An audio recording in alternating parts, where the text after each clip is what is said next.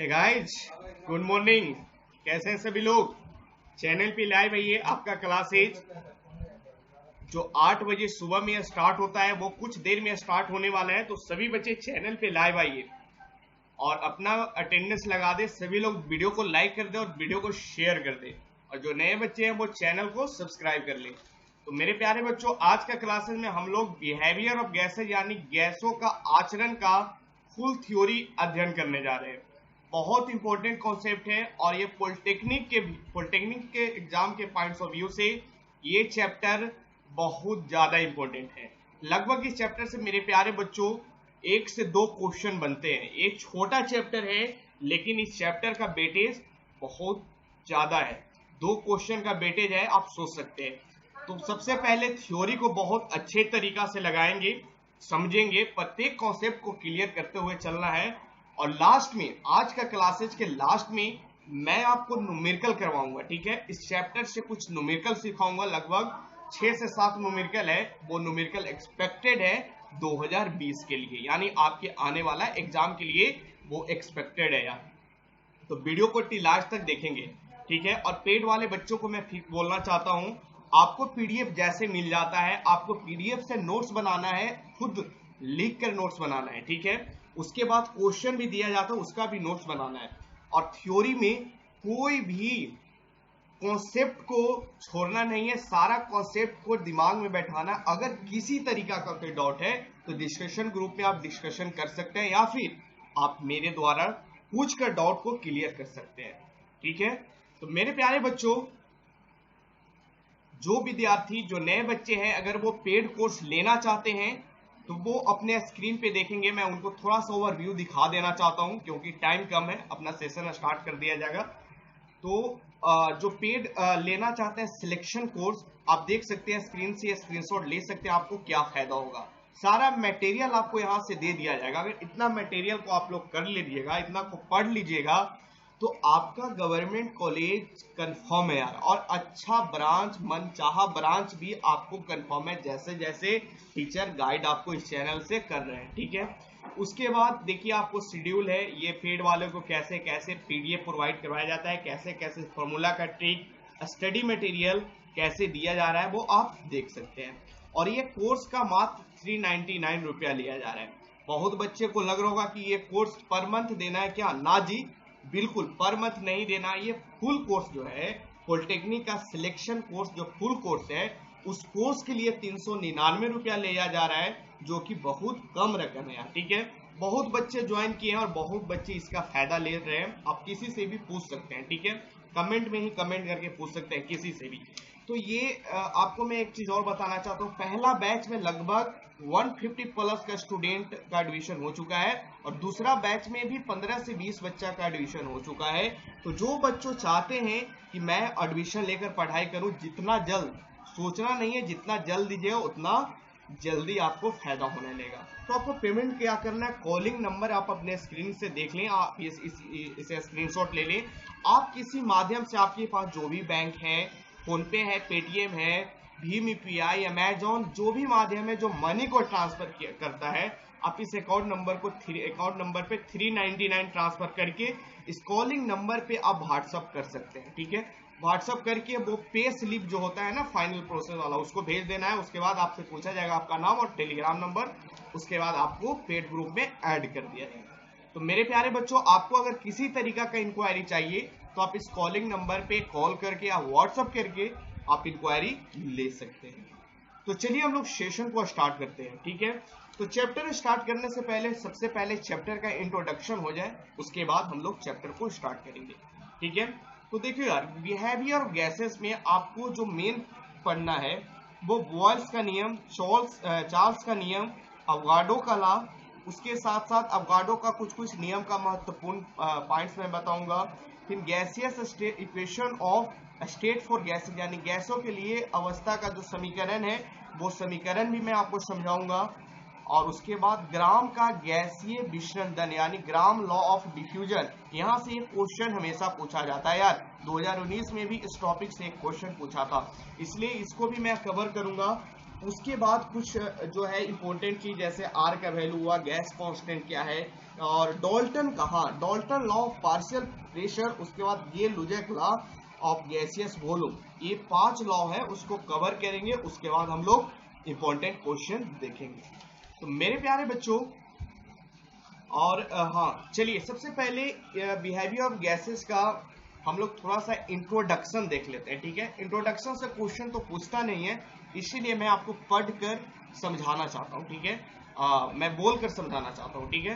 तो देखो यार, सबसे पहले गैसों के आचरण को समझाने का प्रयास सबसे पहले जो साइंटिस्ट किए थे, वो साइंटिस्ट का नाम है बर्नौली, ठीक है, याद रख लेना। मैं आपको बता देना चाहता हूँ, आपके नॉलेज के लिए है। उसके बाद स्टार्ट होगा अपना मेन टॉपिक जहां से क्वेश्चन बनता है, ठीक है।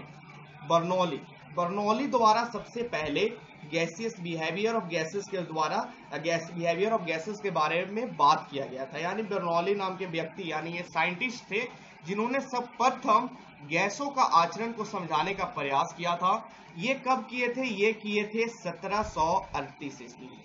1738 ईस्वी में इन्होंने अपना सिद्धांत दिया था। इसके बाद 1860 में, 1860 से 1890 यानी लगभग 30 साल तक, 3 दशक बोल सकते हैं, 30 साल यानी 3 दशकों में, देखिए 3 दशकों में बोल्ट्जमैन, मैक्सवेल एंड कैल्सियस नाम के साइंटिस्ट आए।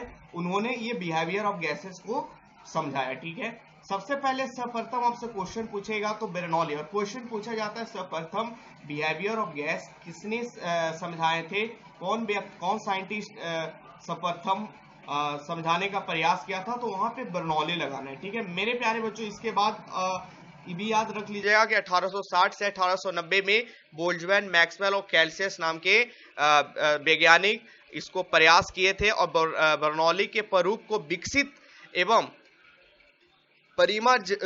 परिमार्जित किया था, ठीक है, विकसित किया था। जो बर्नौली का थ्योरम, बर्नौली का जो बर्नौली का जो स्टेटमेंट था, बर्नौली का जो खोज था, वही खोज को ये 3 साइंटिस्ट मिलकर उसे और विकसित किए, और बाद में चलकर यही सिद्धांत को आगे काइनेटिक थ्योरी ऑफ गैसेस में प्रसिद्ध हुआ। क्या चीज में प्रसिद्ध हुआ? KTG, kinetic theory of gases, जो कि ये आपको नहीं पढ़ना है। ये कहाँ पढ़ना है सर? ये 11th में बहुत डिटेल में आपको पढ़ना है, फिजिकल केमिस्ट्री में पढ़ाया जाता है, ठीक है।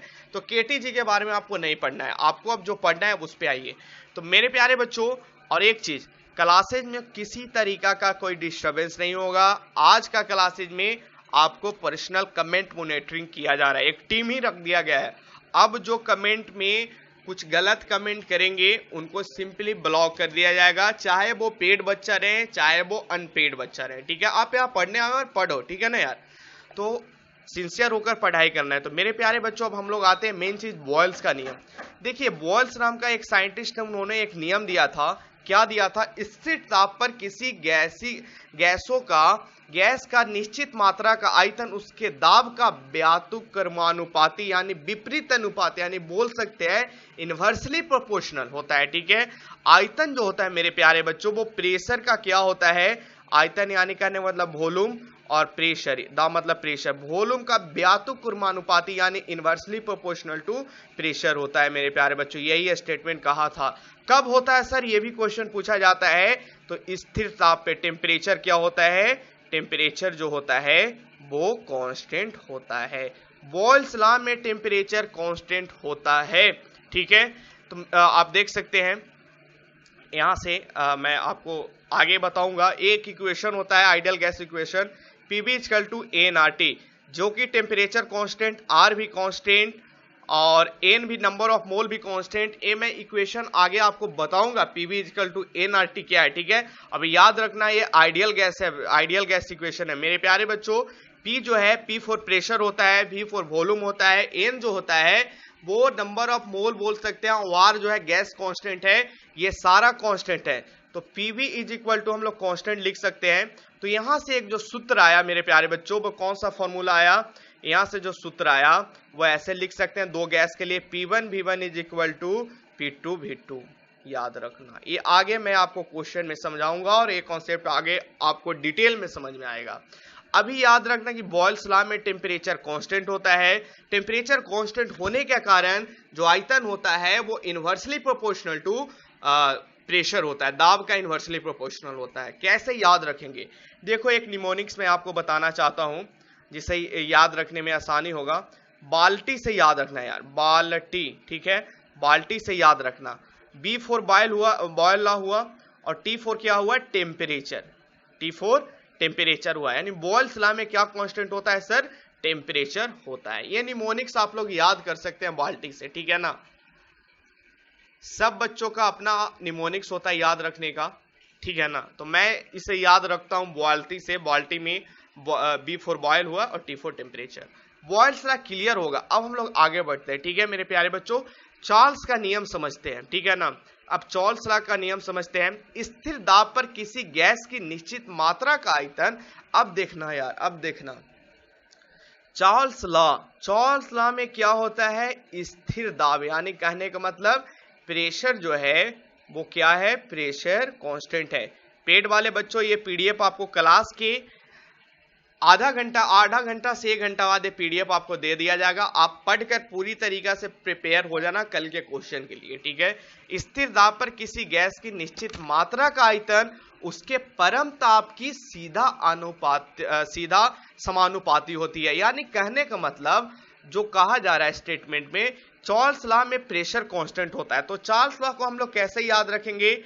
चार्ल्स लॉ का निमोनिक्स क्या है? इसे प्रियंका चोपड़ा के से याद रखना, पीसी है ना, पीसी प्रियंका चोपड़ा। देखना प्रियंका चोपड़ा, चार्ल्स लॉ में क्या कांस्टेंट हो गया? प्रेशर कांस्टेंट हो गया। ऐसे ही याद रखना, ठीक है। तो आगे बढ़ते हैं मेरे प्यारे बच्चों। निमोनिक्स आपको समझ में आ गया होगा कि चार्ल्स लॉ में क्या कांस्टेंट होता है। यहां से एक क्वेश्चन बनता है यार, ठीक है। जब देखिए आप समझिए, पीवी इज इक्वल टू ए ना टी, आइडियल गैस इक्वेशन हुआ। इसमें क्या है जी? एन तो कांस्टेंट है, ऊपर में बताया था आर भी कांस्टेंट है, और अब प्रेशर कांस्टेंट हो गया, प्रेशर कांस्टेंट हो गया। तो हम लोग डायरेक्ट बोल सकते हैं कि volume directly proportional to temperature हो गया, ठीक है ना। वॉल्यूम जो है वो डायरेक्टली प्रोपोर्शनल टू क्या हो गया? टेम्परेचर। चलिए अब आगे बढ़ते हैं। ये भी पॉइंट्स क्लियर, ये भी पॉइंट्स क्लियर। लास्ट में मैं आपको स्टंपिंग भी करूंगा कि कौन सा पॉइंट्स इंपॉर्टेंट है। चलिए यार अभी से ये स्टंपिंग कर देते हैं, ठीक है।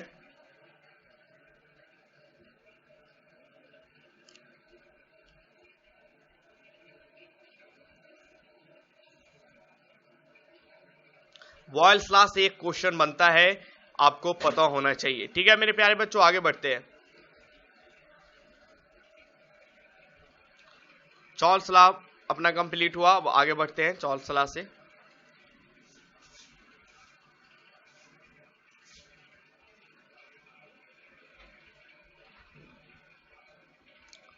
चार्ल्स लॉ, हाँ देखिए, टी परम ताप है तो इसे केल्विन में करना। जो टेम्परेचर होता है वो तो आपको सिखाया हुआ है कि सेंटीग्रेड से केल्विन में करने के लिए 273 से क्या करते हैं? ऐड कर देते हैं। जैसे सीखना यार, ये पॉइंट सीखना। आपके पास 27 डिग्री सेल्सियस है, 27 डिग्री सेल्सियस है, इसे केल्विन में करना है तो हम लोग लिख देंगे 27 प्लस 273, यानी कहने का मतलब 300 केल्विन आ गया, ठीक है मेरे प्यारे बच्चों। डिग्री सेल्सियस से केल्विन में करने के लिए 273 से ऐड करते हैं।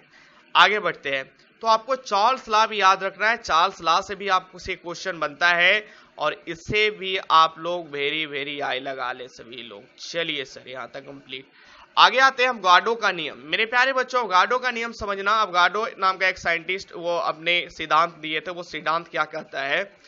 स्थिर ताप और दाब, यानी कहने का मतलब टेम्परेचर भी स्थिर और प्रेशर भी स्थिर। क्या है? टेम्परेचर भी कांस्टेंट है सर और प्रेशर भी कांस्टेंट है। स्थिर ताप और दाब पर सभी गैसों के समान आयतन में अणुओं की संख्या भी समान होती है। जितनी भी गैसें हैं उसका अगर समान आयतन है तो हम बोल सकते हैं उसका अणुओं की संख्या भी समान होगी। कब होगी सर? अणुओं की संख्या कब समान होगी? जब टेम्परेचर कांस्टेंट है, प्रेशर कांस्टेंट है। मेरे प्यारे बच्चों हिंदी वाले बच्चों समझना, जब ताप कांस्टेंट है और ताप कांस्टेंट है, दाब भी कांस्टेंट है और सभी गैसों का आयतन जो है वो समान है, तो हम लोग बोल सकते हैं अकॉर्डिंग टू अवगाड्रो नियम के द्वारा कि अणुओं की संख्या भी समान होगी। मेरा पॉइंट्स को पिकअप करना, यहां से क्वेश्चन बनते हैं। मेरे प्यारे बच्चों गलत नहीं करना, ठीक है। दूसरे शब्दों में बोल सकते हैं स्थिर ताप या दाब पर किसी गैस का आयतन गैस के मोल का समानुपाती होता है, ये भी बोल सकते हैं। मैं आपको बताना चाहता हूं बिहार पॉलिटेक्निक में 2018 में मैं बात कर रहा हूं, ठीक है। 2018 में यह स्टेटमेंट पूछा गया था। कौन सा स्टेटमेंट? स्थिर ताप एवं दाब पर किसी गैस का आयतन गैस के मोल के समानुपाती होता है। यह सिद्धांत कौन साइंटिस्ट के द्वारा दिया गया था? ठीक है, आपके पास ऑप्शन था अवगाड्रो, चार्ल्स बॉयल्स, ठीक है। तो आपको बताना था बच्चों, ठीक है ना। तो वहां पे राइट आंसर होगा अवगाड्रो नियम के द्वारा यह सिद्धांत दिया गया था। तो ये भी बहुत ज्यादा इंपॉर्टेंट है। चलिए आगे बढ़ते हैं। यदि गैस में मोलों की संख्या बढ़ा या घटा दिया जाए तो गैसों की आयतन की क्रमशः बढ़ या घट जाएगी। बिल्कुल, स्टेटमेंट तो यही कहा जा रहा है। अवगाड्रो लॉ जो कह रहा है वो तो वही कह रहा है ना कि अगर हम लोग वॉल्यूम गैस का आयतन को बढ़ाते हैं तो मोल की संख्या भी बढ़ेगा। यही तो स्टेटमेंट कह रहा है कि वॉल्यूम जो है वो directly proportional to number of mole हो गया। तो ये चीज आपको याद रखना है। ये अवगाड्रो नंबर में एन जो है वो गैस के अणुओं की संख्या को बताता है, ठीक है। तो डायरेक्ट यहां से क्या लिख सकते हैं? भी इज गैस के अणुओं की संख्या बाय अवगाड्रो की संख्या, ठीक है ना। B is directly proportional to n, और एन जो है वो गैसों की मोल संख्या। तो मेरे प्यारे बच्चों आपको मैं कहना चाह रहा था, देखिएगा यहाँ तक तो क्लियर हुआ, यहाँ तक तो सभी को समझ में आ गया होगा। अब देखना यहाँ पे अवगाड्रो संख्या के वैल्यू से डिवाइड कर रहा है। देखना किसी भी अणुओं की संख्या, गैस की अणुओं की संख्या, उसे आप अवगाड्रो नंबर से डिवाइड कर दीजिएगा। अवगाड्रो नंबर से डिवाइड कर दीजिएगा, Na से डिवाइड कर दीजिएगा, भागा लगा दीजिएगा, तो वो क्या हो जाएगा मेरे प्यारे बच्चों? वो मोल हो जाएगा, ठीक है। तो मोल का यहाँ से सूत्र हो गया, मोल जो हुआ यानी जिसे स्मॉल n से रिप्रेजेंट करते हैं, गैसों की अणुओं की संख्या डिवाइडेड बाय अवगाड्रो नंबर। यहाँ से मोल का सूत्र आ गया, ठीक है। आगे ये सारा कॉन्सेप्ट आपको क्लियर होगा। तो अभी ये भी आपको याद रखना है, ठीक है। ये सारा आपको दिमाग में बैठा कर रखना है कि गैस के अणुओं की संख्या के भी डायरेक्टली प्रोपोर्शनल होता है वॉल्यूम, और उसका मोल की संख्या, गैस की मोल की संख्या के भी डायरेक्टली प्रोपोर्शनल होता है। यानी V जो है वो डायरेक्टली प्रोपोर्शनल टू N, और V is directly proportional to small n। एक कैपिटल N क्या हो गया? देख सकते हैं कैपिटल N हो गया गैस की अणुओं की संख्या, और स्मॉल n क्या हो गया मेरे प्यारे बच्चों? हाँ देखिए n गैसों की मोल की संख्या।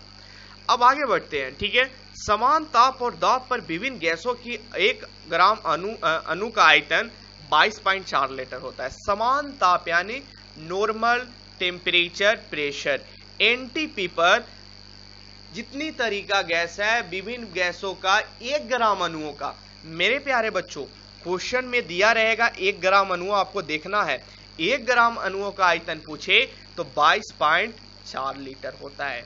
आपसे पूछे एक गैस है CO2 गैस है, ठीक है, कार्बन डाइऑक्साइड है, एक गैस है O2 गैस है, ठीक है। आपसे पूछेगा कि 1 ग्राम अणु का आयतन, ये सब जो गैस है उसका 1 ग्राम अणु का आयतन, ठीक है, 1 ग्राम अणु का आयतन क्या होगा? तो आंख मूंद के लगा देना है 22.4 लीटर, ठीक है। अगर आपसे पूछ दे 2 ग्राम का तो भाई गलत हो जाएगा, 2 ग्राम का पूछ दे तो गलत हो जाएगा। 1 ग्राम अणु का पूछे तभी ये लगाना है। आपको ऐसा क्वेश्चन मैं करवाऊंगा, ठीक है ना, ऐसा क्वेश्चन करवाऊंगा, सारा डाउट क्लियर होगा। इसके 22.4 लीटर में 6.02 अणुओं होते हैं। यानी अब बोल दे 1 ग्राम अणुओं में 1 ग्राम अणु में कितना अणु होते हैं, तो बोल सकते हैं 6.02 इंटू 10⁻23 यूनिट अणु होते हैं। और यही अवगाड्रो नंबर है यार, यही संख्या अवगाड्रो संख्या कहलाती है, जिसे Na से रिप्रेजेंट करते हैं, ठीक है, जिसे हम क्या से रिप्रेजेंट करते हैं? Na से रिप्रेजेंट करते हैं। अवगाड्रो संख्या का वैल्यू भी पूछा जाता है तो ये पॉइंट्स आपके लिए स्टार वाला हो गया। अवगाड्रो नंबर की वैल्यू पूछे तो 6.02 इंटू 10⁻23 एटम होता है। ठीक है मेरे प्यारे बच्चों, आगे बढ़ते हैं। ठीक है, तो सभी लोग जो अभी तक वीडियो को लाइक नहीं किया लाइक कर दे यार। इतने बच्चे देख रहे हैं और वीडियो पे मात्र भी इतना कम लाइक क्यों आया? सभी लोग वीडियो को लाइक करके और 200 प्लस लाइक का टारगेट जल्दी से पूरा दें यार। ठीक है, लाइक का टारगेट सभी लोग पूरा है। ठीक है ना भाई। अवगाड्रो नियम के महत्वपूर्ण परिमाण, मेरे प्यारे बच्चों जो अवगाड्रो नियम से क्वेश्चन बनता है वो मैं यहाँ पे आपको बता देना चाहता हूँ। पहला जो सूत्र है 2 गुने वाष्प घनत्व इज इक्वल टू अनुभार, ये बहुत इंपॉर्टेंट सूत्र है। ये जो फॉर्मूला है ये बहुत ज्यादा इंपॉर्टेंट है।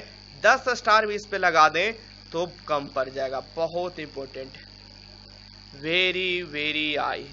ठीक है, याद रखना यार। और ये भी पॉइंट्स बहुत इंपॉर्टेंट है। 1 मोल गैस का एनटीपी पर आयतन, और गैस कितना होना चाहिए? 1 मोल गैस होना चाहिए।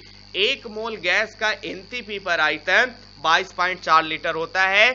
1 मोल पदार्थ की अणुओं की संख्या पूछे, 1 मोल ही होना चाहिए यार। 2 मोल बोल देगा तो इसका डबल हो जाएगा, 3 मोल बोल देगा तो इसका डबल हो जाएगा। 1 मोल पदार्थ में अणुओं की संख्या आपसे पूछे तो कितना होता है? 6.023 इंटू 10⁻23। ये सब आपको पढ़ कर आना है और याद करके आना है। कल जब मैं क्लासेस करवाऊंगा ना तो क्वेश्चन अगर गलत भी होता है ना तो मैं आपको सिखाऊंगा, मैं आपको ये थ्योरी भी दिखाता हूँ और थ्योरी दिखाने के बाद वहां पे क्वेश्चन के साथ रिलेट करवाता हूँ। रिलेट करवाने से ये फायदा होता है ना मेरे प्यारे बच्चों कि आपको क्वेश्चन बनाने का नजरिया खुल जाता है कि किस टाइप से थ्योरी पढ़ कर क्वेश्चन बना सकेंगे। तो मेरे प्यारे बच्चों, मेरा जो बात है उस बात को फॉलो करना। जो पेड वाले हैं उनको पीडीएफ दे दिया जाएगा और जो पेड ज्वाइन करना चाहते हैं जितना जल्दी ज्वाइन कर ले यार। आप पीछे हो रहे हैं, ठीक है ना। अगर अभी तक ज्वाइन नहीं कर रहे तो 399 रुपया कोई बड़ी रकम आपसे नहीं लिया जा रहा है, आप बहुत पीछे हो जाएंगे।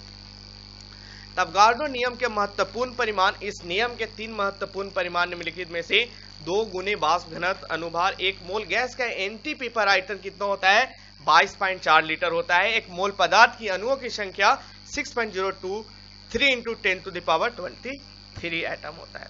ये किसके इक्वल होता है? Na के इक्वल होता है, जिसे अवगाड्रो नंबर बोलते हैं।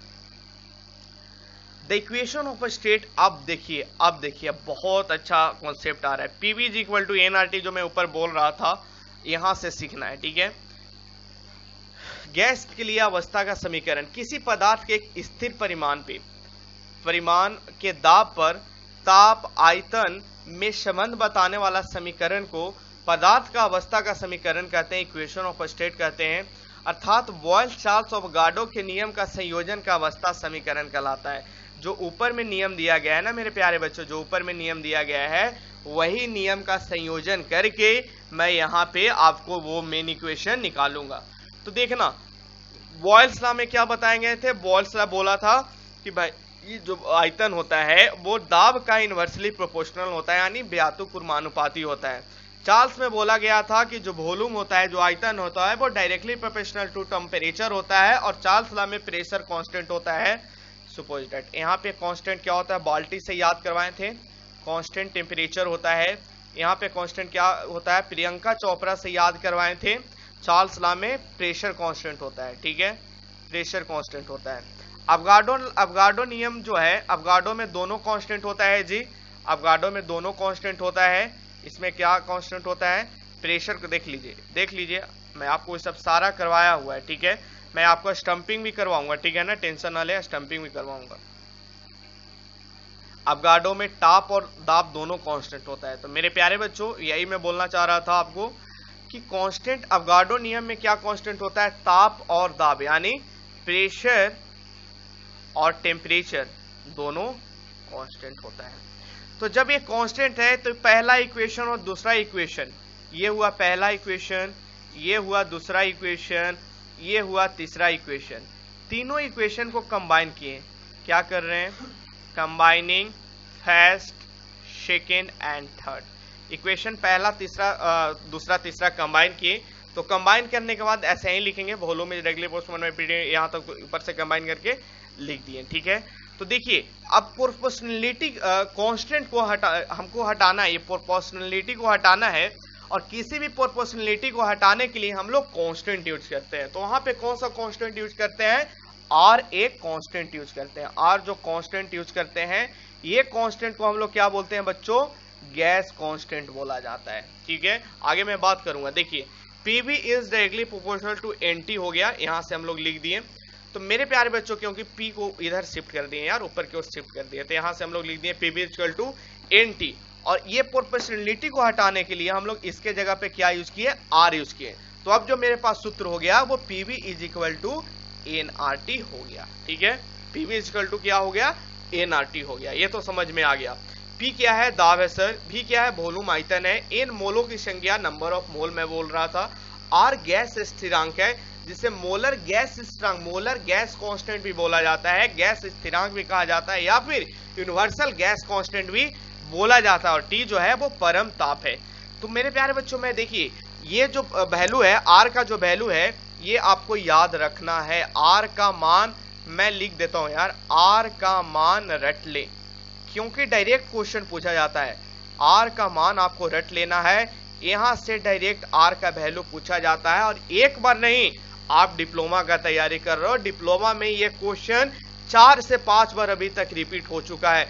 आर का डायरेक्ट आपसे क्वेश्चन पूछ देता है, तो ये क्वेश्चन तो 1 नंबर कंफर्म वाला है यार, तो याद तो करना ही करना है। तो मेरे प्यारे बच्चों आगे बढ़ते हैं। तो देखिए universal gas constant PV equal to RT हो गया। 1 मोल गैस के लिए N1 1 लेंगे, जाहिर सी बात है, मैं बताया हूं। 2 मोल गैस के लिए N इक्वल टू 2 लेंगे, इसलिए गैस का समीकरण अवस्था समीकरण कहलाता है। ठीक है, ये आपको समझ में आ गया। अब हम लोग आगे बढ़ते हैं। आपसे पूछा जाएगा कि गैस का इक्वेशन ऑफ स्टेट वाला इक्वेशन आप बताइए। ठीक है, तो आपको बताना है पीवी इक्वल टू एनआरटी। ठीक है ना, ये भी आइडियल गैस का इक्वेशन होता है मेरे प्यारे बच्चों। आगे बढ़ते हैं। गैस का मिश्रण यानी डिफ्यूजन ऑफ गैसेस की बात करते हैं। सभी गैसों में एक दूसरे में मिश्रित हो जाने की स्वाभाविक प्रवृत्ति होती है। ठीक है, जाहिर सी बात है। अब देखिए अपने घर में एक ऑक्सीजन रखिए, नाइट्रोजन रखिए, दोनों आपस में मिक्स रहता है ना यार। पूरा इन्वायरमेंट में सोचिए ना, इन्वायरमेंट में ऑक्सीजन है, नाइट्रोजन है, कुछ मात्रा में कार्बन मोनोऑक्साइड भी है, कुछ मात्रा में कार्बन डाइऑक्साइड है, तो वो सारा गैस आपस में मिला हुआ है। ठीक है ना, तो मिश्रित हो जाने का स्वाभाविक प्रवृत्ति होती है, यही गैस का प्रवृत्ति है। गैस में परस्पर मिश्रित होने की प्रवृत्ति के कारण ही हम दूर से आने वाले सुगंध और दुर्गंध को अनुभव बहुत जल्दी से कर पाते हैं। ठीक है मेरे प्यारे बच्चों, जैसे सपोज दैट आपके घर में एलपीजी, ठीक है, एलपीजी लिक्विड पेट्रोलियम गैस जिससे खाना बनता है, अगर वो गैस कहीं से लीक करता है तो आपके नाक में उस गैस लीक करने का धमक आने लगता है। ठीक है, उसे आप दुर्गंध बोलिए, दुर्गंध आपके नाक में आने लगता है। ठीक है ना मेरे प्यारे बच्चों, तो वही है कि हम लोग गैस के प्रवृत्ति के कारण ही हम दूर से आने वाली सुगंध और दुर्गंध को अनुभव कर सकते हैं। यानी गैस की अलग अलग धमक होती है और उस धमक के माध्यम से हम लोग उसका अनुभव कर सकते हैं। ठीक है, कोई कोई गैस में जैसे ऑक्सीजन है, इसका तो कोई धमक नहीं है, तो सारा गैस के नहीं, वो अलग अलग गैस का अलग अलग प्रवृत्ति होती है, अलग अलग नेचर होता है। ठीक है, इसी तरह घनत्व में अंतर रहते हुए पृथ्वी के गुरुत्वाकर्षण बल के विरुद्ध गैसों की आपस में मिलने जुलने की स्वाभाविक प्रक्रिया को विषण कहते हैं। डिफ्यूजन क्या है वो तो आपको समझ में आ गया, डिफिनेशन से पता चल गया। खैर यहाँ से क्वेश्चन नहीं बनता, क्वेश्चन कहाँ से बनता है वो देखिए। क्वेश्चन बनता है गैस का, ये वाला जो टॉपिक है ना, ये टॉपिक से क्वेश्चन बनता है। ग्राम की गैस विचलन का नियम से क्वेश्चन आपको बनता है। उससे पहले मैं प्यारे बच्चों ये नियम समझाने से पहले मैं ऊपर से स्टंपिंग आपको कर देना चाहता हूं कि कौन कौन पॉइंट्स आपको याद करना है, उसके बाद ग्राम का डिफ्यूजन लॉ समझाना है। और वीडियो को लास्ट तक बने रहना यार, क्योंकि आज 6-7 क्वेश्चन ऐसा न्यूमेरिकल करवाएंगे ना कि मजा आ जाएगा। और जो थ्योरी समझ के चलेंगे ना, समझो कि एकदम कंफर्म, फिर समझिए कि एकदम कंफर्म है कि वो सही करके आएंगे ही आएंगे। ठीक है ना, तो देखना मैं आपको इम्पोर्टेंट करवा देता हूं।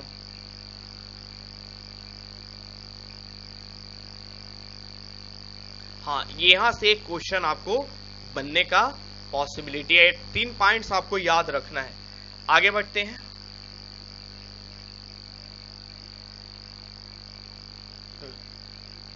हाँ, ये topic PV equal to NRT, इसे भी पढ़ लेना, यहां से भी क्वेश्चन आपको बनेगा। ठीक है, चलिए आगे बढ़ते हैं। इसके बाद अपना हाँ, अब हम लोग आते हैं गैस का डिफ्यूजन विसरण का नियम। यहां से भी क्वेश्चन बनता है यार, ठीक है, यहां से भी क्वेश्चन बनेगा। चलिए अब पॉइंट्स पे आते हैं, आगे आइए स्क्रीन पे देखिए सभी लोग।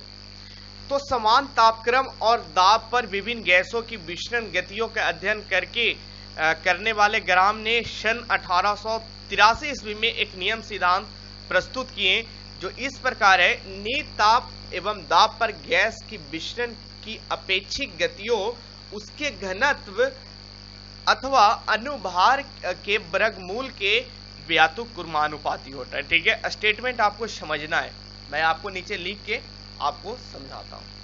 तो मेरे प्यारे बच्चों, ये 1883 की बात है, थोड़ा जूम कर लेते हैं। ठीक है, कब का बात है? 1883 की बात है।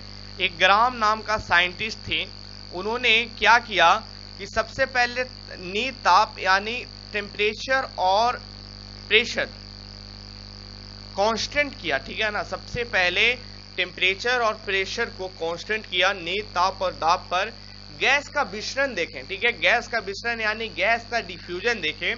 तो वो डिफ्यूजन में क्या देखें, जो रेट होता है, रेट ऑफ डिफ्यूजन होता है, वो डायरेक्टली प्रोपोर्शनल टू, ठीक है ना, वर्गमूल यानी अंडर रूट 1/d के डायरेक्टली प्रोपोर्शनल होता है।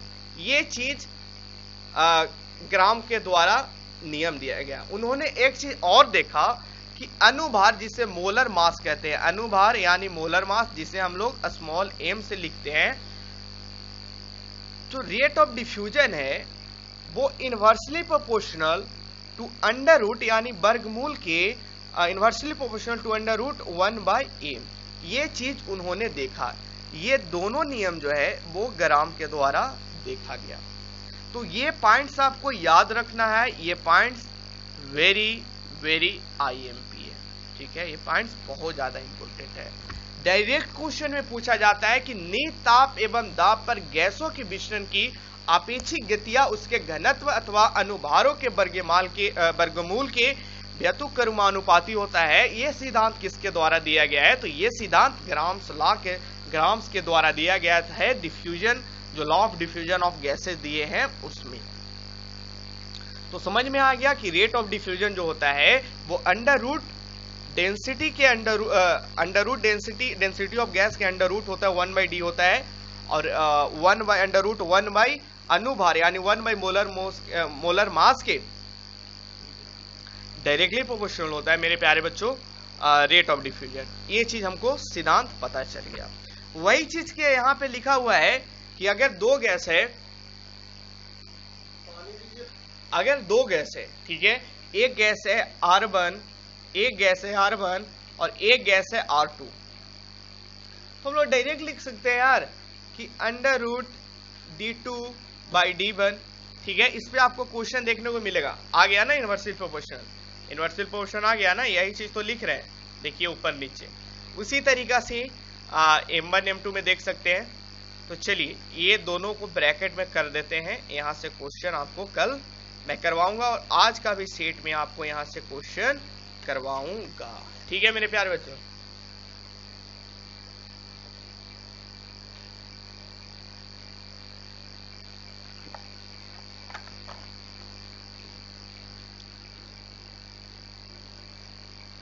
चलिए। और ये भी याद रखना है, यहां से भी क्वेश्चन बनता है कि जो टाइम लगता है, विसरण का समय लगता है, उसका इनवर्सल प्रोपोर्शनल क्या होता है? आयतन, घनत्व बोलिए, डेंसिटी बोलिए। ठीक है, घनत्व या डेंसिटी, आगे सारा लिखा हुआ है, आगे सारा लिखा हुआ है, ये चीज याद रखना। ठीक है, इसे स्टंप लगा देते हैं।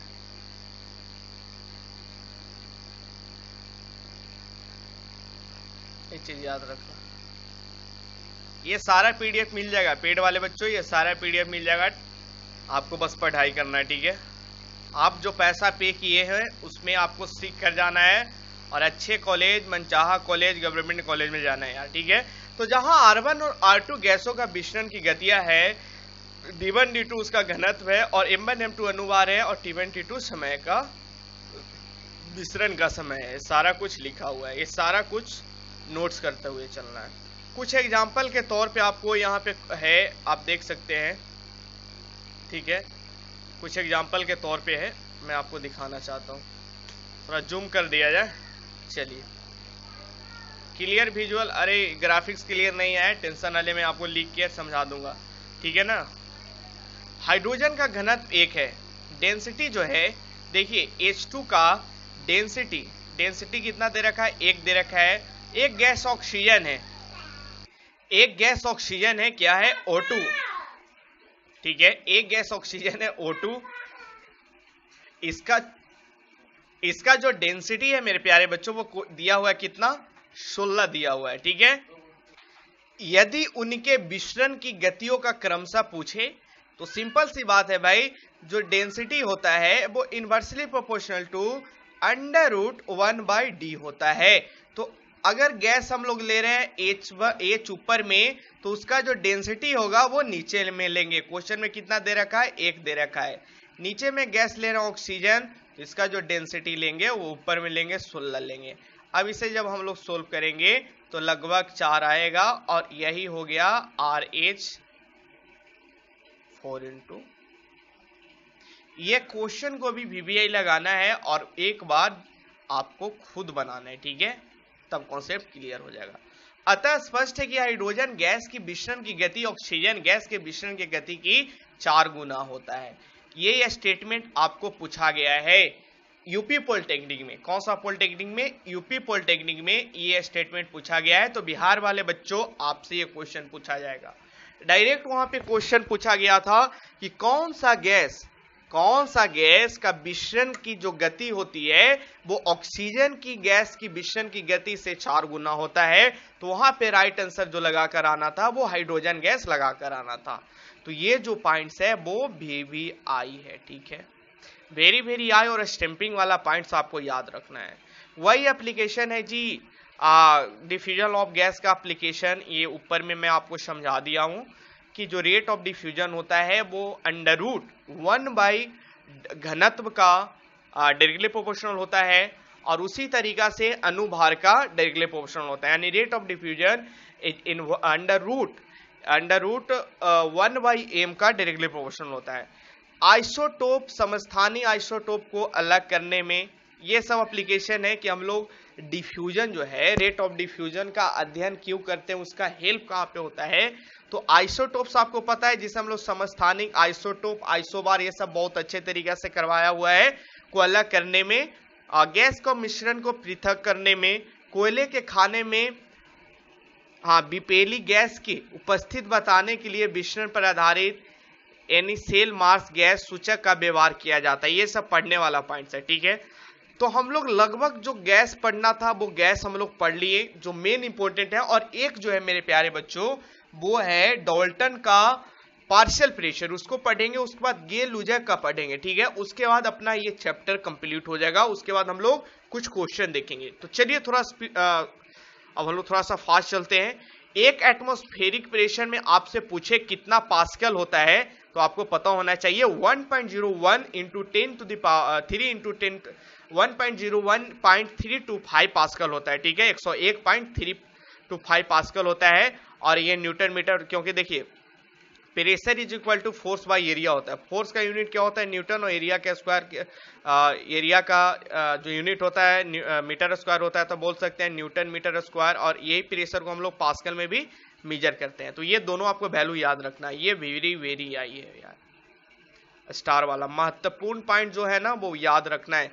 एनटीपी पर 1 मोल गैस का आयतन कितना होता है, 22.4 होता है। अगर एनटीपी 0 डिग्री सेल्सियस है या 273 केल्विन ताप है तथा एक वायुमंडलीय दाब है, ठीक है, वायु में। अच्छा, एनटीपी पे नॉर्मल टेम्परेचर प्रेशर पे आपको जो वैल्यू लेना है टेम्परेचर का, वो डिग्री सेल्सियस में 0 डिग्री सेल्सियस होता है, केल्विन में 273। अगर यही एटमॉस्फेरिक प्रेशर में लेना है वो 1 atm होता है। एसटीपी पे देख सकते हैं उसी तरीका से दिया हुआ है। याद रखना क्वेश्चन में आपको लिख देगा एसटीपी, तो आपको टेम्परेचर सोच लेना है। एसटीपी दिया हुआ है तो 25 डिग्री सेल्सियस ले लेना है, और 200 अगर केल्विन में हम लोग लेंगे तो 298 केल्विन। ये कल कॉन्सेप्ट बस आज याद रखना, कल का क्लासेज में इसका कॉन्सेप्ट आपको कैसे अप्लाई करना वो मैं आपको सिखाऊंगा।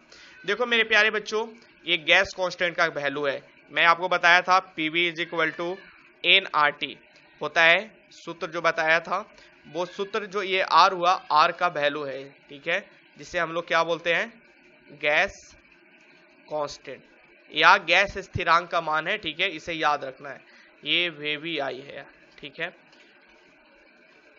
एक वैल्यू ये जो है ना आर का वैल्यू, वो डायरेक्ट पूछ दिया जाता है। एटीएम पर मोल पर केल्विन में क्या होता है, बार पर मोल पर केल्विन में क्या होता है, अर्ग पर मोल पर केल्विन में क्या होता है, और मोल पर केल्विन में क्या, जूल पर मोल पर केल्विन में क्या होता है। तो आपको जो काम क्या है ना, वो काम का ये वाला है, ये बहुत ज्यादा यूज होगा अकॉर्डिंग टू क्वेश्चन, और ये वाला, ठीक है, ये बहुत ज्यादा यूज होता है। ये दोनों याद रखना, ऐसे याद तो आपको शब्द रखना है, लेकिन ये दोनों और ये एक याद कर लेना, 3 याद रखना। अर्ग वाला नहीं भी याद रखोगे तो आप लोग कन्वर्ट कर लेना यार कि 1 जूल में 10 टू द पावर 7 अर्ग होता है। तो जूल वाला याद है तो अर्ग में करने के लिए 10 टू द पावर 7 से मल्टीप्लाई कर देंगे। तो आगे बात करते हैं एब्सोल्यूट टेम्परेचर, इससे भी क्वेश्चन पूछा जाता है। चलिए मैं पढ़ के समझा देता हूँ। किसी गैस का आयतन -273 डिग्री सेल्सियस पर लगभग शून्य होता है, ठीक है। वॉल्यूम जो होता है वो -273 डिग्री सेल्सियस पे क्या होता है, शून्य होता है। इस न्यूनतम ताप को ही परम शून्य ताप कहते हैं। Very very important. आज का क्लासेस जो मिस कर किए हैं ना, वो समझिए बहुत कुछ खो चुके हैं। वो बच्चा बहुत कुछ खो चुका है जो आज का क्लासेज मिस किया है। अगर हाँ इसका मात्रक हम लोग केल्विन में देखेंगे तो बोल सकते हैं इसे 0 केल्विन लिखते हैं। अगर परम शून्य ताप आपसे बोल दे मेरे प्यारे बच्चों कि परम शून्य ताप आपको बताना है केल्विन में, तो केल्विन में बता दिया 0 केल्विन होता है। एब्सोल्यूट टेम्परेचर पूछे केल्विन में क्या होगा, 0 केल्विन, और उसको आपको पूछ दे 200 डिग्री सेल्सियस में क्या होगा, ठीक है, डिग्री सेल्सियस में क्या होगा, डिग्री सेंटीग्रेड में क्या होगा, तो -273.15 डिग्री सेल्सियस। याद रखना यार ये क्वेश्चन पूछा जाता है। अब आइए डाल्टन का लॉ ऑफ पार्शियल प्रेशर, ठीक है, इसे समझते हैं। उसके बाद गेल-उजक समझते हैं। उसके बाद जो 15 मिनट अपने पास टाइम है, 15 से 20 मिनट, उसमें हम लोग क्वेश्चन देखेंगे, ठीक है। लगभग 7 क्वेश्चन होगा जो आपको भी सोल्व करना है और हम भी सोल्व करके आपको समझाएंगे। और आज का जो क्वेश्चन है ना 7 क्वेश्चन, वो न्यूमेरिकल है, ठीक है, सारा न्यूमेरिकल है। चलिए, यदि 2 या 2 से अधिक गैस जो एक दूसरे के साथ रासायनिक क्रिया नहीं करती है को एक साथ रखने पर उनका संयुक्त दाब गैसों के व्यक्तिगत दाबों के योग के बराबर होगा। गैसों के व्यक्तिगत दाबों का योग उन आंशिक दाबों के योग के बराबर होगा जो स्वतंत्र रूप से उन समस्त स्थानों पे रखने में प्राप्त है। तो समझना यार, ठीक है, एक बार मैं समझा रहा हूँ, अच्छे से सुनना, ठीक है, सारा बच्चों का डाउट क्लियर होना चाहिए। तो मेरे प्यारे बच्चों जी, ये Dalton's law of partial pressure करता है यदि 2 या 2 से अधिक गैस हो, गैस क्या हो, 2 से ज्यादा होना चाहिए, ठीक है, जो एक दूसरे के साथ केमिकल रिएक्शन नहीं करता है। यार केमिकल रिएक्शन एक दूसरे के साथ नहीं करता है, उसे अगर एक साथ रखने पर उनका जो संयुक्त दबाव गैस के व्यक्तिगत दबाव के बराबर होगा। यानी जो गैस है देख सकते हैं P1, P2, P3, P4, इसी तरीका से Pn गैस उसका व्यक्तिगत जो दबाव है वो P के इक्वल है, इस टाइप से तो समझिएगा। अब देखिए अगर P1 गैस लेते हैं तो N1 जो हो गया उस गैस के मोलों की संख्या N1 directly proportional to N1। P गैस लेते हैं तो इसका डायरेक्टली प्रोपोर्शनल टू N, ठीक है। P1 किसी गैस का एक आंशिक दाब है बच्चों, और P जो है सभी मिश्रण में उपस्थित गैस का कुल दाब। देखिए ये जो है P जो है वो क्या है, टोटल प्रेशर, और P1 P2 जो है वो आंशिक दाब यानी पार्शियल प्रेशर बोल सकते हैं, ठीक है।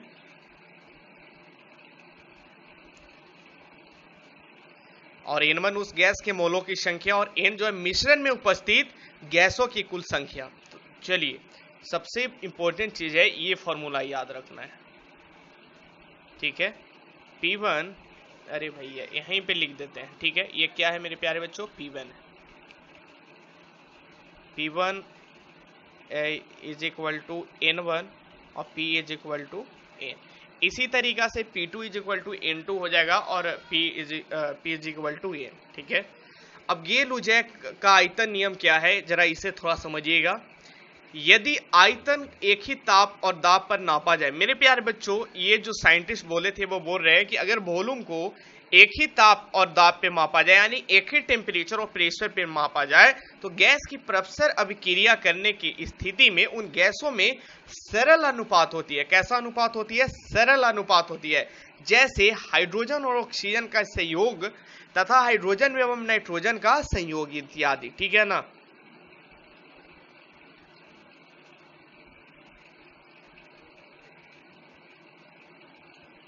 अगर एक और एग्जांपल इसका देखा जाए तो हाइड्रोजन और क्लोरीन भी आप ले सकते हैं। ठीक है, H2 एंड Cl2 भी ले सकते हैं। तो देखना यार, देखना क्या कहा जा रहा है। H2 प्लस Cl2 रिएक्ट करके क्या बनाता है? 2HCl। तो यही कहा जा रहा है यार कि देखिए 1 1 2 यानी 1 मोल H2 1 मोल Cl2 मिल के क्या बना रहा है? 2 मोल HCl। यही चीज को समझाया जा रहा है। तो इसका जो रेशियो है, इसका जो रेशियो है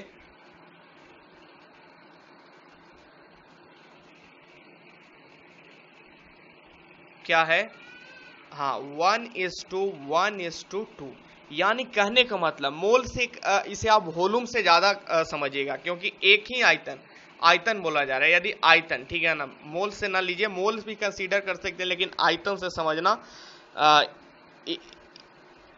1 वॉल्यूम ऑफ हाइड्रोजन को हम लोग मिक्स कर रहे हैं 1 वॉल्यूम ऑफ Cl2, तो कितना दे रहा है? 2 वॉल्यूम ऑफ HCl। समझ गए ना? इस चीज को ये बताए थे गेलुजैक।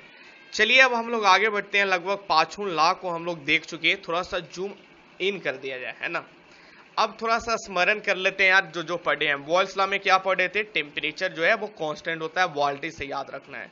तो ये चीज पढ़े थे। स्मरण शक्ति है, मेमोरेबल फैक्ट है, इसे याद रखना है। ठीक है, ये सारा समरी दिया हुआ है लास्ट में, तो इस चीज को याद रखिएगा। और सूत्र भी बताए थे, P1 V1 P2 V2 होता है। तो ये चीज आपको याद रखना है। कल मैं यहाँ से क्वेश्चन आपको करवाऊंगा। ठीक है, यहाँ से आपको क्वेश्चन करवाऊंगा, ये इंपॉर्टेंट है। चॉल्स लॉ में देख सकते हैं volume directly proportional to temperature होता है, क्योंकि प्रियंका चोपड़ा से आपको मैं इसे याद रखने के लिए बोला था, प्रेशर कांस्टेंट होता है। तो इसी तरीका से आप देख सकते हैं V1 T1 = V2 T2 होगा। ये नहीं बताया था क्या? PV = nRT होता है, ये कांस्टेंट, ये कांस्टेंट और ये भी कांस्टेंट। तो V1/T1 = ये इधर आ जाएगा, तो V2/T2 हो गया। ये आ गया। आगे बढ़ते हैं। गणितीय रूप में जैसे अवगाड्रो नियम है, अवगाड्रो नियम में क्या होता है? प्रेशर और टेम्परेचर कांस्टेंट होता है। तो एन जो है वो एन नंबर ऑफ मोलों की संख्या के डायरेक्टली प्रोपोर्शनल हो जाएगा आयतन, याद रखना। कंबाइंड गैस इक्वेशन जो है PV = nRT या PV = kT भी आप लोग याद कर सकते हैं। ठीक है, इसी तरीका से केल्विन से आपको डिग्री सेल्सियस में करना है, तो 273 से आपको क्या करना पड़ेगा? जोड़ना पड़ेगा। तो आगे बढ़ते हैं। 100 ml जल का तापमान 0 डिग्री सेल्सियस से 100 डिग्री सेल्सियस तक बढ़ाने पर कुल आयतन 102 ml हो जाता है। ये क्वेश्चन बहुत इंपॉर्टेंट है। बहुत बच्चों को लगता होगा कि 100 ml जल का आयतन अगर 0 डिग्री सेल्सियस से 100 डिग्री सेल्सियस बढ़ाएंगे तो आयतन में घटेगा नहीं, आयतन जो है वो 2 ml बढ़ जाता है 100 से 100 डिग्री सेल्सियस जाने में। ठीक है, उसी तरीका से 100 डिग्री सेल्सियस से 1 डिग्री सेल्सियस ताप बढ़ाते हैं, पहले वॉल्यूम बढ़ाए थे, अब ताप बढ़ाते हैं, तो 1 मिली गैस का आयतन इतना 0.0036 ml बढ़ जाता है। ठीक है, 100 डिग्री सेल्सियस से 1 डिग्री सेल्सियस ताप कम करने पे 1 मिली गैस का आयतन इतना डिग्री मिली घट जाता है। ये आपको याद रखना है। ठीक है ना, ये आप लोग पढ़ लीजिएगा। ठीक है मेरे प्यारे बच्चों, अब हम लोग आगे बढ़ते हैं। सारा पॉइंट्स आप लोग पढ़ लीजिएगा, ये सब पढ़ के समझना है। चलिए, ऐसे ये सब पॉइंट्स आपको ऊपर में डिस्कशन करवाया हुआ है। अब हम लोग आते हैं मेन क्वेश्चन पे। क्वेश्चन के लिए रेडी है ना जी सभी लोग? क्वेश्चन के लिए अब रेडी हो जाइए। अब हम लोग क्वेश्चन देखेंगे यार, important question, exam points of view से जो न्यूमेरिकल है वो इंपॉर्टेंट है। और मान लीजिए कि आज जो ये 7 क्वेश्चन जो करके जाएंगे ना, उनका लगभग 20 मिनट का भी और क्लास चलेगा। ठीक है, 20 मिनट का और क्लास चलेगा। 1 घंटा का क्लास जो होता है 10 मिनट का क्लास एक्स्ट्रा लेंगे। ठीक है, तो आपको कोऑपरेट करना है। ये 20 मिनट में 60 क्वेश्चन देखेंगे और ये क्वेश्चन आपके एग्जाम के लिए बहुत ज्यादा इंपॉर्टेंट होने वाला है। एक क्वेश्चन तो मान लीजिए कि यहां से आएगा ही, आप चाहे जो भी पॉलिटेक्निक का तैयारी कर रहे हैं। और अभी तक वीडियो पे इतना लाइक कम क्यों है यार? सभी लोग वीडियो को लाइक कर दे यार, जल्दी से लाइक का टारगेट 200 प्लस लाइक का टारगेट पूरा दे। तो मेरे प्यारे बच्चों, अब हम लोग आते हैं क्वेश्चन की ओर। चलिए, पहला क्वेश्चन आपके स्क्रीन पे है। ये क्वेश्चन बिहार पॉलिटेक्निक के पीटी में 2006 में पूछा गया है। आपको एक चीज मैं आपको बता देना चाहता हूं, बिहार पॉलिटेक्निक में क्वेश्चन नहीं दिया जाता है, स्मरण शक्ति मेमोरी बेस्ड क्वेश्चन होता है। तो 2006 में ऐसा क्वेश्चन पूछा गया है। तो देखना यार, ये क्वेश्चन को बनाना, ये आपके एग्जाम का क्वेश्चन है। जो कॉन्सेप्ट बताए हैं वो कॉन्सेप्ट से बनाना, और ये क्वेश्चन सीखना ही सीखना है। चाहे मुझे 10 मिनट ये क्वेश्चन में क्यों लग ना जाए, मैं तो ये क्वेश्चन आपको जब तक सिखाऊंगा नहीं तब तक आगे नहीं बढ़ूंगा।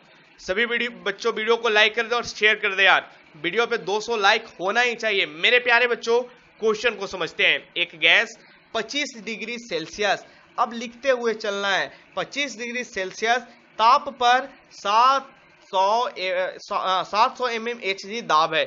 टेम्परेचर कितना है सर? टेम्परेचर पहला गैस का 25 डिग्री सेल्सियस है, ठीक है। उसका प्रेशर कितना है सर? सीखना कैसे बनाया जाता है न्यूमेरिकल। 700 mmHg है, ठीक है। उसी के साथ उसका जो आयतन है वो 200 ml है। वॉल्यूम जो है वो कितना है? 200 ml है। आगे लिखते हैं दूसरा गैस के लिए। यदि समान ताप, अब टेम्परेचर जो है वो सेम है, टेम्परेचर है T2 जो है वो सेम है, कितना है? 25 डिग्री सेल्सियस। यदि दाब को 100 mmHg तक बढ़ाया जाता है, प्रेशर 2 कितना कर दिया जाता है? सॉरी 1000 mmHg कितना कर दिया जाता है मेरे प्यारे बच्चों? 1000 mmHg तक बढ़ाया जाता है।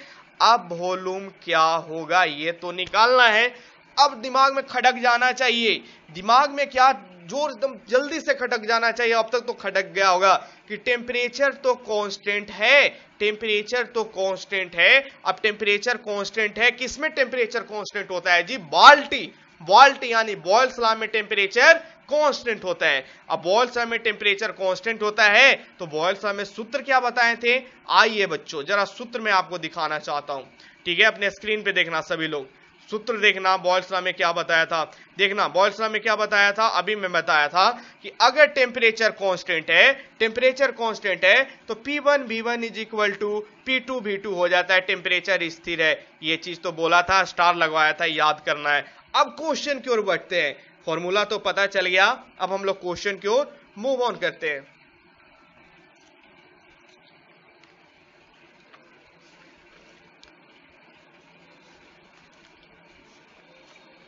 हाँ, क्वेश्चन की ओर मूव ऑन करते हैं। और क्वेश्चन की ओर मूव ऑन करने से पहले, क्वेश्चन की ओर मूव ऑन करने से पहले मेरे प्यारे बच्चों, इसे ऐसे लिख लेंगे, ठीक है। देखना P1 V1 is equal to P2 V2, यही तो सूत्र आया यार, बॉयल्स लॉ में यही सूत्र तो आया। लगा देंगे, लगा दीजिए, टेंशन ना लेना है। सारा यूनिट जो है वो सेम में है, सबका mmHg में है और ml में है, वॉल्यूम ml में आ जाएगा, कट जाएगा। यूनिट देखना है, सबका सेम होना चाहिए। तो चलिए अप्लाई कर देते हैं। तो अब तो समझ में आ गया होगा जी। P1 कितना है बोलेंगे, सभी बच्चे बोलेंगे P1 700 mmHg है सर। V1 कितना है? V1 है सर 200 ml, ठीक है 200 ml।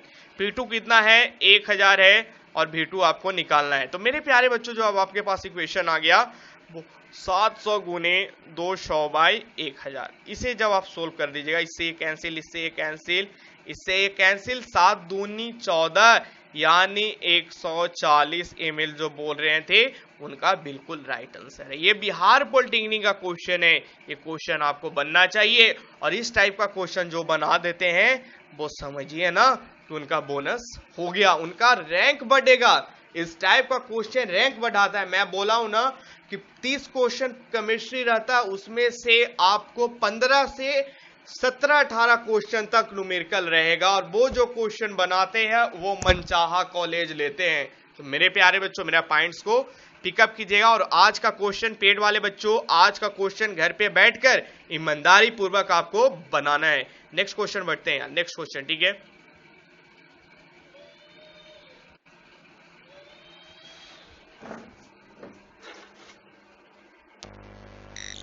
नेक्स्ट क्वेश्चन आइए। नेक्स्ट क्वेश्चन आपकी स्क्रीन पे है। ये क्वेश्चन आईआईटी में 1978 में पूछा गया है। पहले का जो आईआईटी होता था 1978 के टाइम का, उसमें क्वेश्चन का लेवल थोड़ा सा इजी रहता था, ठीक है। और आज के डेट में भी जो होता है एक दो क्वेश्चन इजी तो पूछता ही है, क्योंकि सिलेबस जो है ना वो सेम है। आईआईटी कहने का मतलब आप डिप्लोमा का जूनियर इंजीनियर का प्रिपरेशन कर रहे हैं और वो जो है सीनियर इंजीनियर है, ठीक है। तो खैर इंजीनियर कुछ भी रहे, हमको क्वेश्चन बनाना है, ठीक है ना मेरे प्यारे बच्चों। तो आइए, 30 डिग्री सेल्सियस ताप पर 5 वायुमंडलीय दाब पर अमोनिया का घनत्व क्या होगा। और एक चीज मैं आपको बताना चाहता हूँ, जो AIEEE IIT में जो कुछ क्वेश्चन टफ लेवल का क्वेश्चन होते हैं ना, उस IIT और AIEEE में जो इजी लेवल का क्वेश्चन होते हैं, वो क्वेश्चन को डिप्लोमा में पूछने का प्रोबेबिलिटी बहुत ज्यादा रहता है। तो देखना, 30 डिग्री सेल्सियस ताप पर 5 वायुमंडलीय दाब पर अमोनिया का घनत्व क्या होगा, ये आपको बताना है।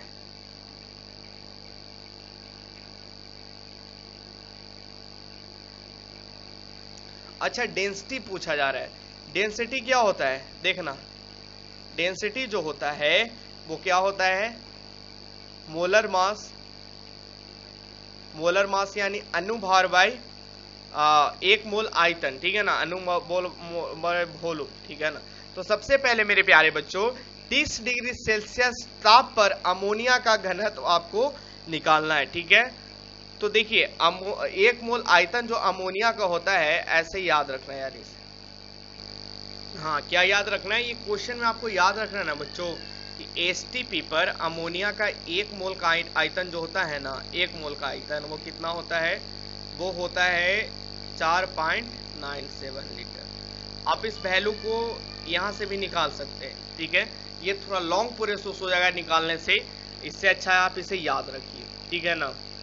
तो density equal to molar mass में बोलूँ, मोलर मास अमोनिया का कितना होता है जी, 17। कैसे हुआ, अब ये भी नहीं आता है तो आपको पीरियोडिक टेबल सीखना है। नाइट्रोजन का 14, 3 गुने 1 यानी हाइड्रोजन का 1 होता है, और 3 एटम है तो 3 गुने 2 यानी 17। 17 बाई वॉल्यूम कितना है, 4.97। जब इसे सोल्व कीजिएगा तो आपके पास जो वैल्यू आएगा वो 3.42 ग्राम पर लीटर आएगा, जो कि ऑप्शन कौन सा दिया हुआ है जी,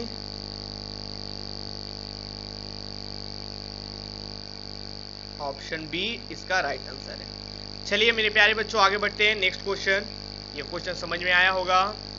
चलिए आगे बढ़ते हैं जी, क्वेश्चन नंबर 3। ये क्वेश्चन उतना इंपॉर्टेंट नहीं है, आपके जो प्रीवियस क्वेश्चन करवाए थे वो क्वेश्चन इंपॉर्टेंट है, ठीक है। ये क्वेश्चन, ये भी AIEEE जो होती है, ये भी इंजीनियरिंग का एग्जाम होता है। 20 डिग्री सेल्सियस ताप पर किसी गैस का आयतन कितना है, हाँ 20 डिग्री सेल्सियस T पे किसी गैस का आयतन T1 कितना दे रखा है, लिख लो। 20 डिग्री सेल्सियस है, आयतन कितना V1 है सर, 100 ml है, ठीक है। सब कुछ समझ में आएगा, आगे देखो ना, आगे बस सीखो ना। T2 कितना दे रखा है, 40 डिग्री सेल्सियस। 40 डिग्री सेल्सियस पे V2 का मान क्या होगा, ये तो पूछा जा रहा है। तो सबसे पहले टेम्परेचर को क्या में ले लेना है, टेम्परेचर को केल्विन में लेना है। टेम्परेचर को केल्विन में हमेशा लेना है मेरे प्यारे बच्चों। डिग्री सेल्सियस से केल्विन में करने के लिए क्या करेंगे, डिग्री सेल्सियस से केल्विन में करने के लिए 273 ऐड कर देंगे, तो कितना हो जाएगा, 273 ऐड कीजिएगा तो 293 हो जाएगा। चलिए इसको भी कर दीजिए उसी टाइप से, 40 प्लस 273 यानी कहने का मतलब 3 7 4 11, 313 केल्विन हो गया ना जी। हाँ अब बन जाएगा। अब सिंपल सी बात है, दोनों में ये गैस में क्या कांस्टेंट है, प्रेशर जो है, प्रेशर का जिक्र नहीं किया तो समझ लीजिए प्रेशर जो है वो कांस्टेंट है। क्या है, प्रेशर जो है वो कांस्टेंट है। प्रेशर किस में कांस्टेंट होता है जी, प्रियंका चोपड़ा से याद रखवाया था चार्ल्स लॉ। अब चार्ल्स लॉ में सूत्र क्या बताया था, अब मैं ऊपर नहीं दिखाना चाहता हूँ, ऊपर मैं ये चीज बताया हूँ, V1 T1 is equal to V2 T2। मैं अभी कुछ देर पहले ही आपको बताया था, ये सूत्र याद रखना है। तो चलिए यही सूत्र को लगा देते हैं। V1 कितना है, 100 है सर। टेम्परेचर कितना है, 293 है सर। V2 कितना है, निकालना है सर। T2 कितना है, 313 है। मेरे प्यारे बच्चों जब इसे आप सोल्व कीजिएगा तो 100 गुने 313 बाय 293, ये V2 का वैल्यू आ गया और लगभग आपको जो वैल्यू मिलेगा वो 100, सोल्व कर लीजिएगा आप लोग कैलकुलेशन, ठीक है ना, 106 पॉइंट, हाँ 8 ml आ जाएगा। ये हो गया आपका आंसर, 106.8 ml किसमें है जी, ऑप्शन बी है, ये राइट होगा। तो मेरे प्यारे बच्चों जो पेड वाले हैं उनको पीडीएफ मिल जाएगा, आपको सॉल्यूशन को झाँप कर ये क्वेश्चन को एक बार घर पे खुद बनाना है और थ्योरी पढ़कर कल के क्लास में आएंगे सभी बच्चे, ठीक है। जो पेड कोर्स लेना चाहते हैं वो पेड कोर्स जितना जल्द परचेज कर लें, ठीक है, क्योंकि आपके पास टाइम नहीं है भाई। ये गैस का घनत्व कितना दे रखा है, डेंसिटी जो है वो आपको ये क्वेश्चन में दिया हुआ है, कोई बात नहीं, दिया हुआ है लिखेंगे। एक गैस का डेंसिटी कितना दे रखा है, D1 कितना दे रखा है, हाँ 76 mm, दाब पर 24 है यार, सॉरी डेंसिटी 24 दे रखा है मेरे प्यारे बच्चों।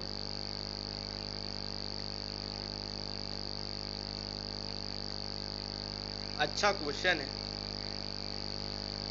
यदि गैस का घनत्व आपको दिया हुआ है कितना, T1 कितना है जी 27 डिग्री सेल्सियस, 27 डिग्री सेल्सियस पे प्रेशर कितना है 76 mm, ठीक है, कितना दे रखा है, डेंसिटी जो है वो D1 है वो 24 दे रखा है। उसी टाइप से यदि दाब स्थिर है, यानी दाब स्थिर रखा जाए तो किस ताप पर टेम्परेचर निकालना है, ठीक है, दाब स्थिर रखा जाए, प्रेशर स्थिर है यानी 76 mm है, वही है।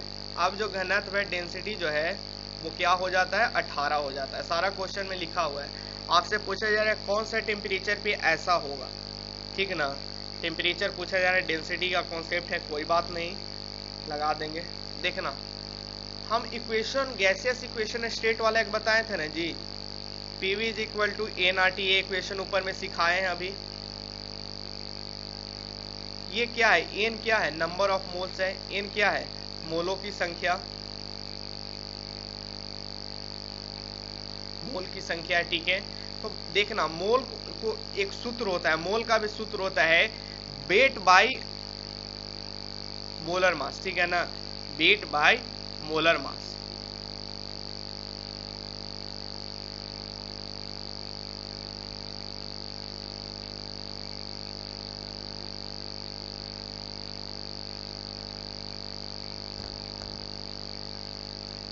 हाँ given weight by molar mass, तो गिवन वेट पर जो वजन दिया हुआ होता है उसे m से लिखते हैं, मोलर मास को कैपिटल M से, यहाँ से R हो गया, सॉरी R ऊपर में और नीचे T।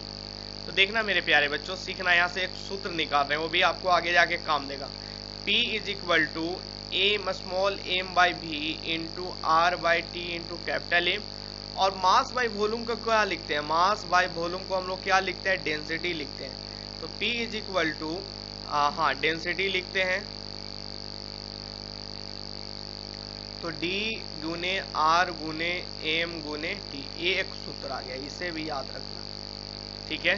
तो यहाँ से हमको बनेगा जो कॉन्सेप्ट है, यहाँ से बनेगा। अब हमको क्या देखना है, अब हमको देखना है कि कलर को चेंज कर लेते हैं, प्रेशर दोनों केस में प्रेशर सेम है। तो जब प्रेशर सेम है और हमको रिलेशन निकालना है डेंसिटी और टेम्परेचर में, तो प्रेशर कांस्टेंट, प्रेशर दोनों में सेम है बच्चों, तो डेंसिटी और टेम्परेचर में रिलेशन निकालिए। R और M तो दोनों के लिए सेम है, एक गैस कांस्टेंट है और एक मोलर मास है, तो दोनों के लिए तो सेम है। तो D और T में रिलेशन निकालेंगे तो D is inversely proportional to T लिख सकते हैं, ऐसे लिख सकते हैं। डेंसिटी जो है वो इनवर्सली प्रोपोर्शनल टू T है, ऐसे लिख सकते हैं बिल्कुल, या फिर ऐसे भी लिख सकते हैं T is inversely proportional to D, ऐसे भी लिख सकते हैं।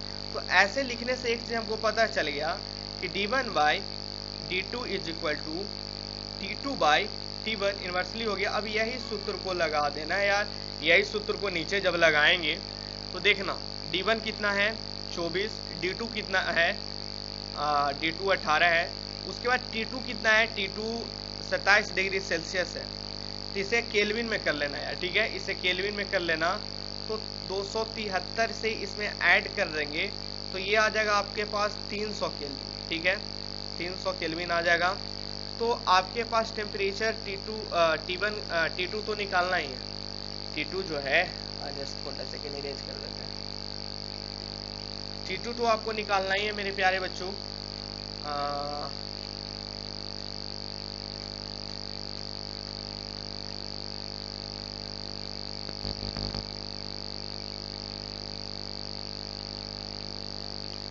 सारा इरेज हो गया यार, अब कितना इरेज होगा?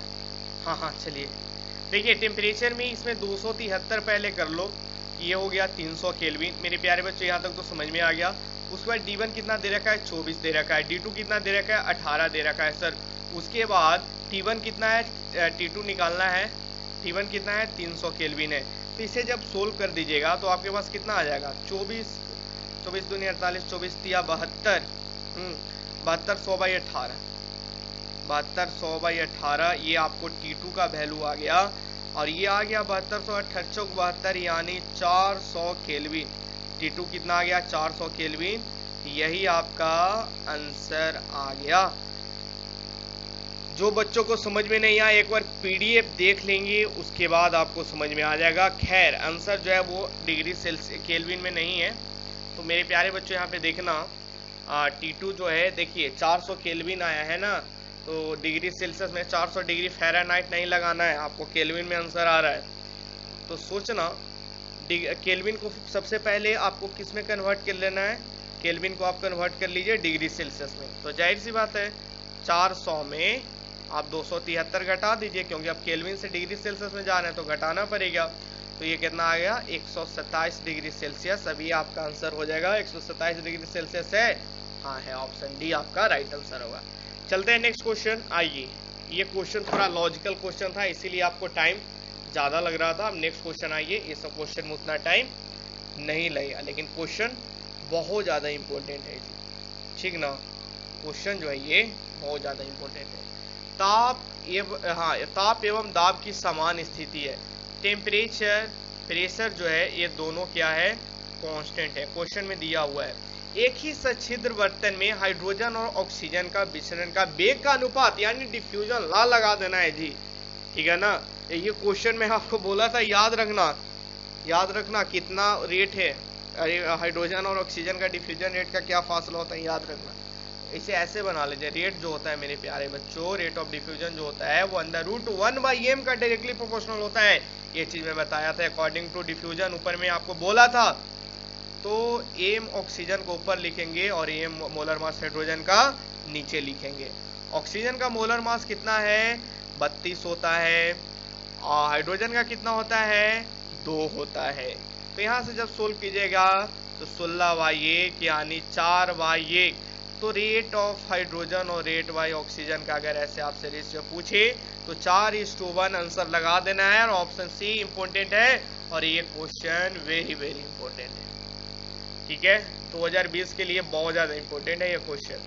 आगे बढ़ते हैं नेक्स्ट क्वेश्चन, और ये अच्छा क्वेश्चन है। क्वेश्चन विजुअल है जी, हाँ विजुअल है। देखिए बिहार पॉलिटेक्निक में ये 1992 में क्वेश्चन पूछा हुआ है, ठीक है? स्मरण शक्ति के आधारित पे ये सब क्वेश्चन होता है जी, और ये 1992 में भी क्वेश्चन पूछा है। और इसी टाइप का क्वेश्चन आपको देखने को मिलेगा। पिछला वाला क्वेश्चन सभी लोग पढ़कर आना, देखना क्वेश्चन है। इसके बाद एक क्वेश्चन और है, ठीक है? 10 ग्राम CaCO3, CO3 कितना है सर? 10 ग्राम है। 10 ग्राम CaCO3 को गर्म करने पर STP पे प्राप्त CO2 गैस का आयतन क्या होगा? ये आपसे क्वेश्चन पूछा जा रहा है। तो इस टाइप का क्वेश्चन को सबसे पहले ही क्वेश्चन आपको लिखना है। देखो सीखो, प्रोसेस सीखो, नहीं बनता है कोई बात नहीं, प्रोसेस सीखो, यहाँ से सीखने के बाद बनना चाहिए, ये चीज मैं बोलना चाहता हूँ। CaCO3 को जब ब्रेक डाउन करेगा, गर्म करेगा, तो CaO, ठीक है, कैल्शियम ऑक्साइड और कार्बन डाइऑक्साइड में ये टूट जाता है।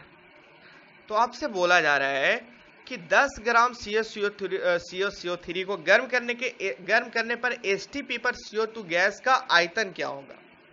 ये क्वेश्चन पूछा जा रहा है। तो सबसे पहले CaCO3 का अनुभार निकालना है, ठीक है? अनुभार निकाला। अनुभार कैसे निकलता है? मैं पहले भी बोला था कि पीरियोडिक टेबल में ये होमवर्क दे रखे थे जी, और ये दो बार होमवर्क दे चुके हैं कि 1 से 30 तक आपको सभी एलिमेंट्स का, सभी तत्व का एटॉमिक मास याद रखना है, यानी द्रव्यमान संख्या याद रखना है। तो कैल्शियम का द्रव्यमान संख्या कितना होता है? द्रव्यमान कितना होता है? 40 होता है जी, ठीक है? कार्बन का कितना होता है? 12 होता है, ये याद रखना है, ठीक है आपको? ऑक्सीजन का कितना होता है? एक एटम का 16, लेकिन ऑक्सीजन का तो यहाँ 3 एटम है, तो 16 गुने 3 यानी 48। एक कितना हो गया बच्चों, इसे ऐड कर लीजिएगा तो आपके पास जो वैल्यू आ जाएगा वो 100 हो जाएगा।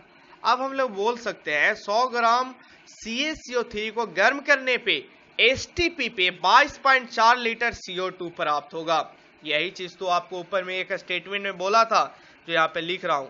100 ग्राम CaCO3 क्या है, 100 ग्राम CaCO3 को गर्म करने पे ये स्टेटमेंट लिख रहे हैं, क्योंकि इसी टाइप आपसे सोचना है। गर्म करने पे 22.4 बाई 100 लीटर CO2, सॉरी 100 कैसे कर दें यार, जेड करो जस्ट थोड़ा सा इरेज करना होता है। हम लोग CTRL पर जेड टिपते हैं फॉर इरेज करने के लिए, ठीक है, इसीलिए बोल रहे हैं जेड करो।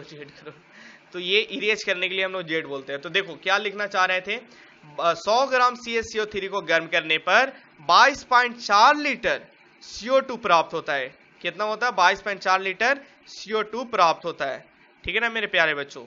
ये कहाँ पे, STP पे ऐसा करिएगा तब। तो इसीलिए हम लोग 1 ग्राम CaCO3 के निकाल लेते हैं। 1 ग्राम CaCO3 के कितना प्राप्त होगा, एक नियम लगा दीजिए। एक नियम तो राहुल सर पढ़ा दिए, 22.4 बाई 100 कर लेंगे, ठीक है। अब क्वेश्चन में कहा जा रहा है मेरे प्यारे बच्चों 10 ग्राम CaCO3। अब 10 ग्राम CaCO3 कितना हो जाएगा, 22.4 बाई 100 गुने 10, इससे ये कैंसिल, यानी 2.24 लीटर। ये ऑप्शन क्या हो जाएगा, 2.24 लीटर। ऑप्शन ऐसा कुछ दिख रहा है, ऑप्शन बी जो बोल रहे हैं 6 का, वो बिल्कुल राइट आंसर है। बहुत इंपॉर्टेंट क्वेश्चन है ये, जो है वेरी आई है। चलते हैं नेक्स्ट क्वेश्चन, और आज का इंपॉर्टेंट क्वेश्चन है और लास्ट क्वेश्चन भी है, और ये यूपी पॉलिटेक्निक का क्वेश्चन है, ठीक है। क्वेश्चन है 0 डिग्री सेल्सियस तथा हाफ बायोमंडलीय दाब पर 22.4 लीटर वाले 28 ग्राम नाइट्रोजन को 273 डिग्री सेल्सियस तक गर्म करने पर दाब कितना है, इतना है हो जाता तो गैस का आयतन लीटर में क्या होगा।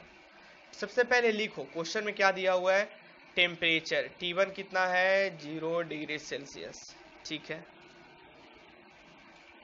T2 कितना है,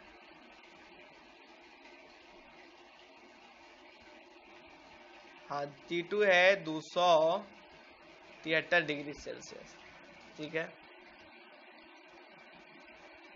उसके बाद आपको P1 कितना है, P1 हाफ है ATM, और V1 22.4 लीटर। उसी तरीका से मेरे प्यारे बच्चों P1 जो है वो दिया हुआ है 2 ATM, और V2 जो है वो दिया हुआ है V1 22.4 लीटर। V2 आपको निकालना है, हाँ नए आइटम आपको ये निकालना है। कोई बात नहीं, बहुत आसान तरीका से निकलेगा।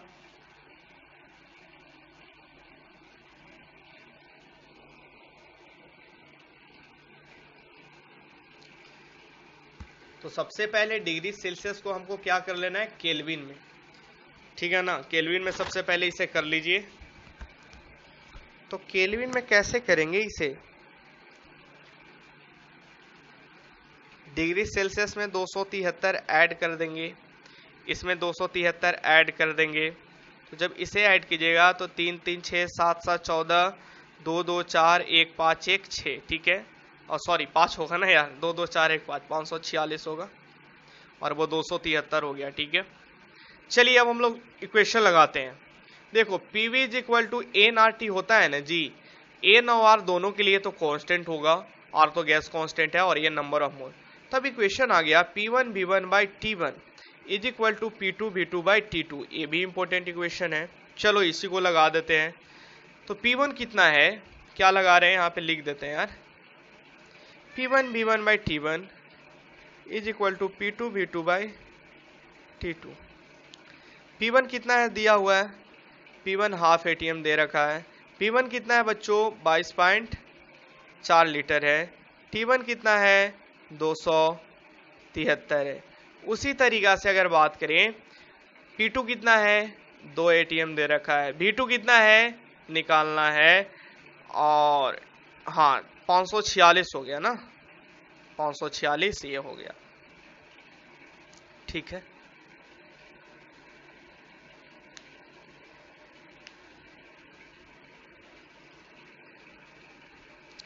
जब इसे सोल्व करेंगे तो सोल्व कर लेंगे, 273 और ये है 546, ये 2 मरतबे तो कट गया जी, ठीक है।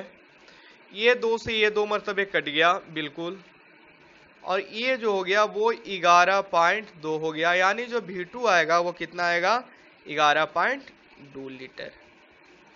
और ये जो है वो कौन सा ऑप्शन में है मेरे प्यारे बच्चों, ये जो ऑप्शन है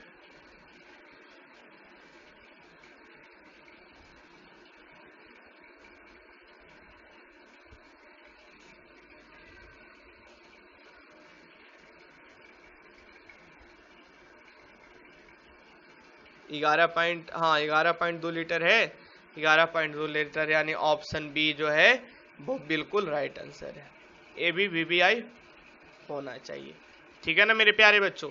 तो आज का सेशन को यहीं पे समाप्त करते हैं जी, और आपको ये चीज याद रखना है, जो जो याद रखना है वो मैं आपको बता दिया हूँ, ठीक है ना।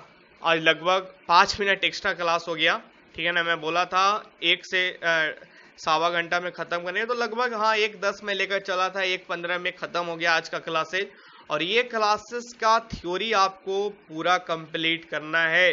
जो पेड वाले बच्चे हैं ये सारा क्वेश्चन को भी घर पे बैठकर बनाना है, और जो पेड के लिए सोच रहे हैं वो जितना जल्द हो सके ले लें, ठीक है ना मेरे प्यारे बच्चों। क्योंकि अब अगर आप सोच रहे हैं ना तो कहीं ना कहीं आप लैग कर रहे हैं यार। आप मैं आपको दिखाना चाहता हूं, आप देख सकते हो अपने स्क्रीन पे, देखो ये नंबर पे कॉल करो, और जितना जल्दी 399 का सब्सक्रिप्शन लेना है, कोई बड़ी अमाउंट आपसे लिया नहीं जा रहा है।